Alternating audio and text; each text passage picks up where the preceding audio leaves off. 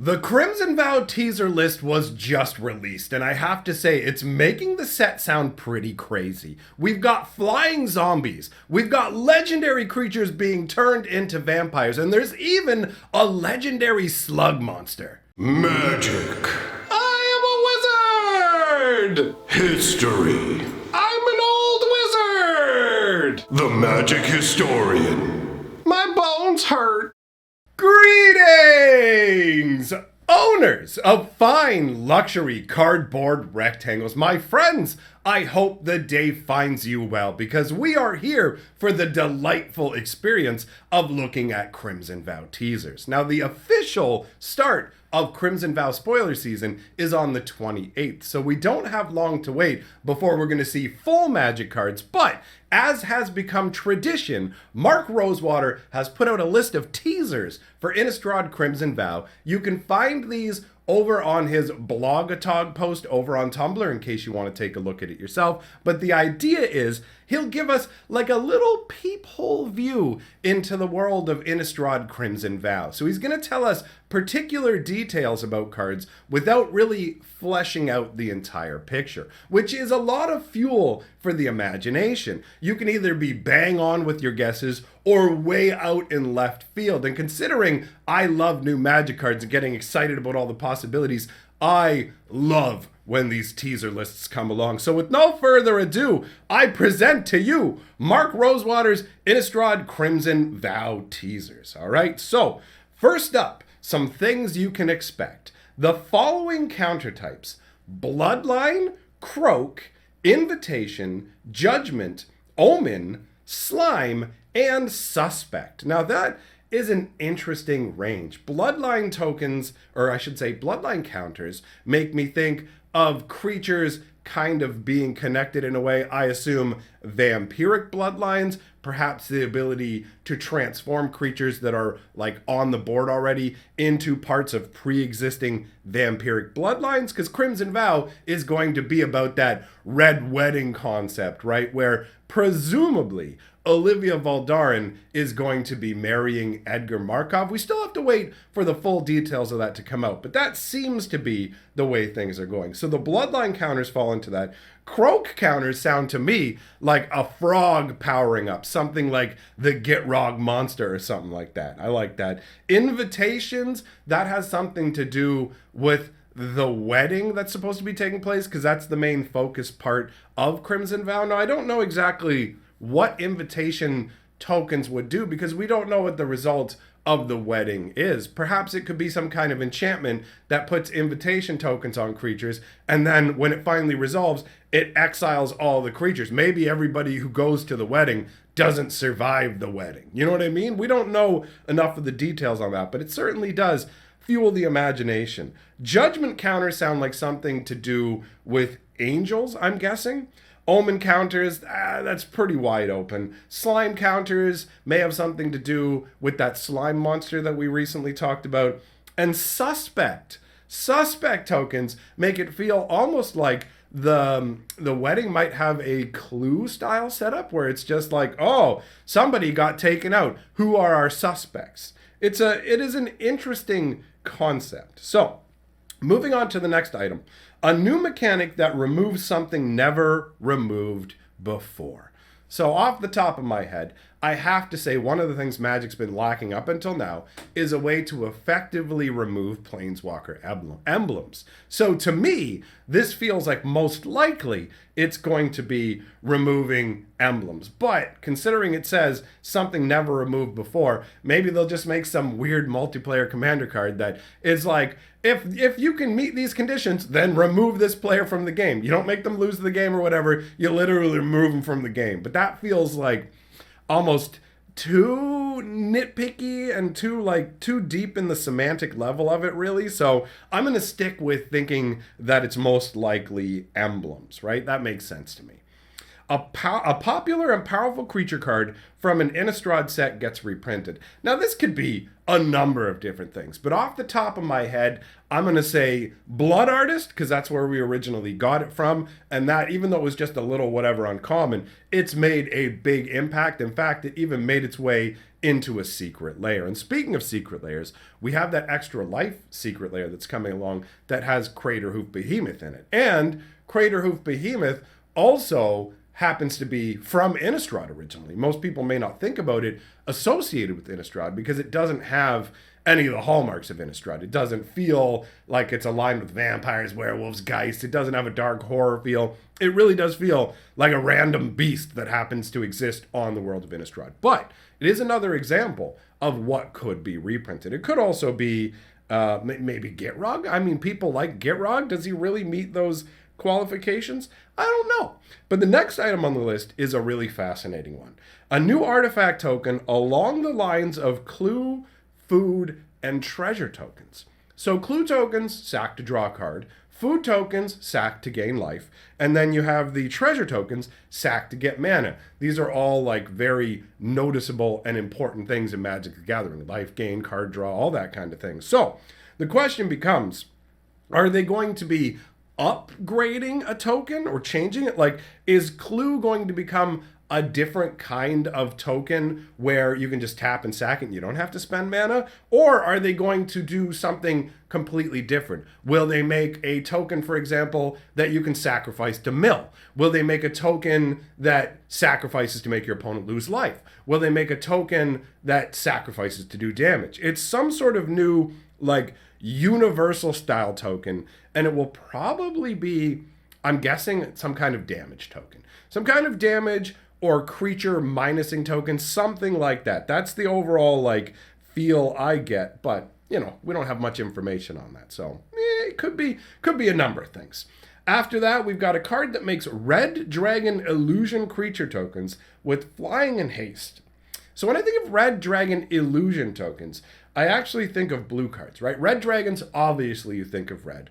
Blue is where you get illusory versions of things. So to me, it feels like it could be either an instant that makes these, or possibly an enchantment that generates red dragon illusion creature tokens. And these tokens have flying and haste. I wouldn't be surprised if they were either sacrificed at end of turn automatically or had the traditional illusion style ability of when it becomes the target of a spell or ability, you sacrifice it. It could be either, right? There's a lot of room right there. Next up, we've got a mechanic that first appeared as a faction mechanic returns. So this is essentially like, think of the Guilds of Ravnica or something like that. The abilities they had there. They're taking something that was specifically keyed into a particular group and bringing it to this world. I mean, it could be a mechanic we've already had on Innistrad, but the way it says faction, it really makes me think black-red, because we've got the heavy vampire, well, maybe not heavy vampire, but we've got the vampire focus of this set, and I expect red-black to be pretty prominent overall, right? So when you look at that, you go, well, you know, maybe it's going to be something like Spectacle, right? Spectacle, or what was that other one that they had for Rakdos? Bloodthirst, was it, I think, where it's like put a +1/+1 counter on the creature, but then it can't block. Kind of goes along similarly to the Decayed concept. So I could see those. Those are just guesses off the top of my head based on the flavor of the set. So that one's pretty wide open. Most of these, obviously, by the design of the statements, are very wide open.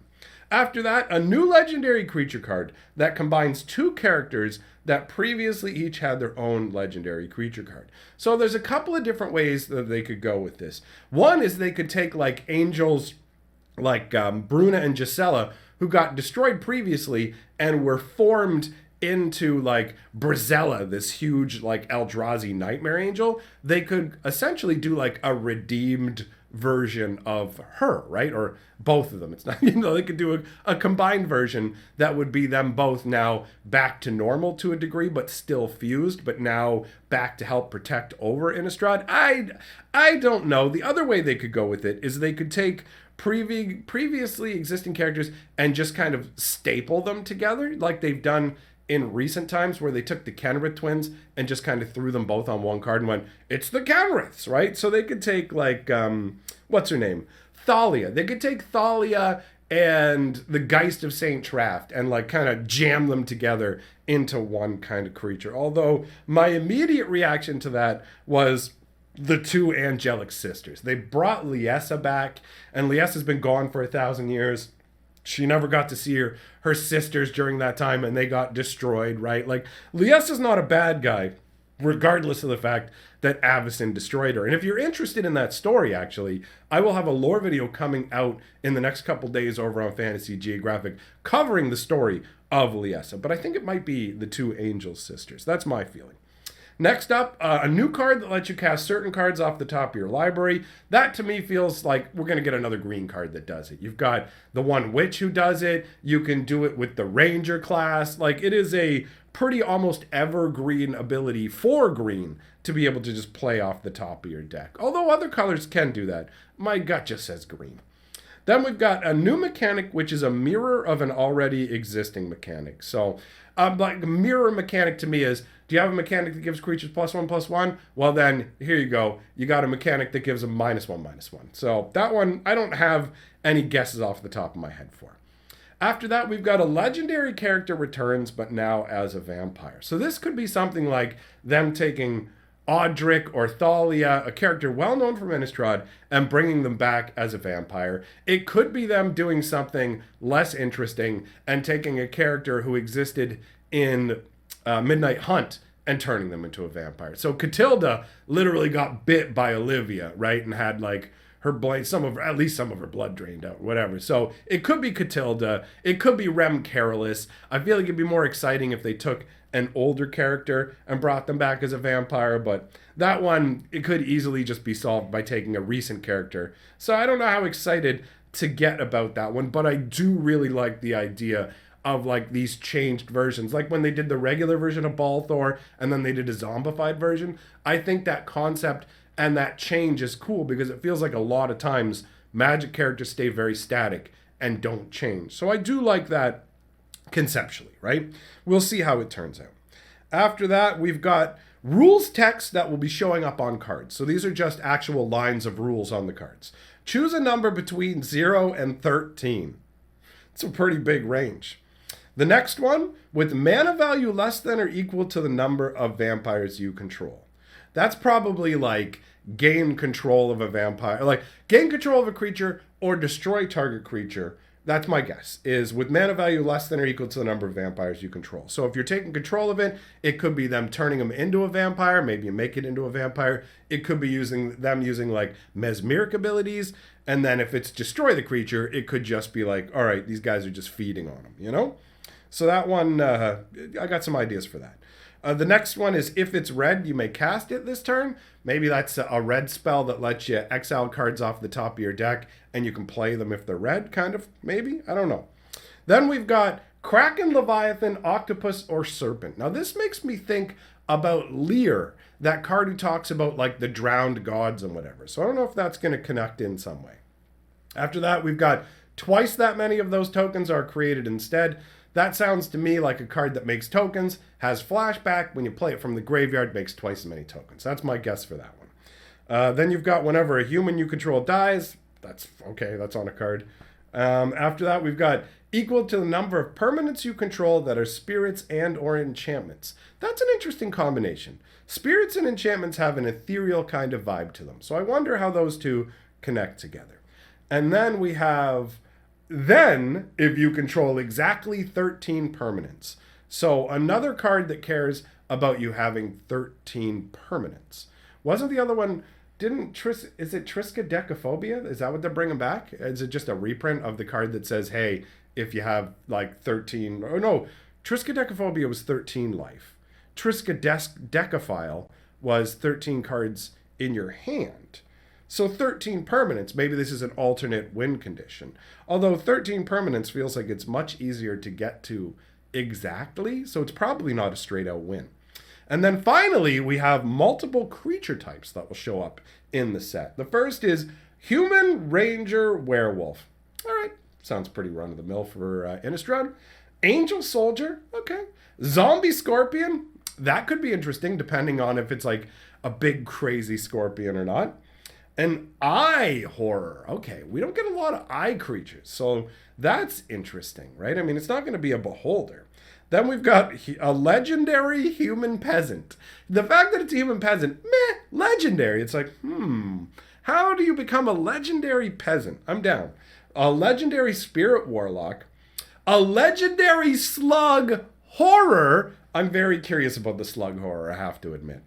And then a legendary kraken horror. And this is another one that might be tied into Lear Disciple that Drowns. And then legendary creature vampire noble, in brackets, 2 new ones. So we're getting 2 new legendary vampire nobles. So I'm curious about that. Either way, that wraps up the teaser list. There is a lot that I went over. So let me know your thoughts in the comments below. Big thank you to all my patrons, and I will see you all, my friends, in the next video.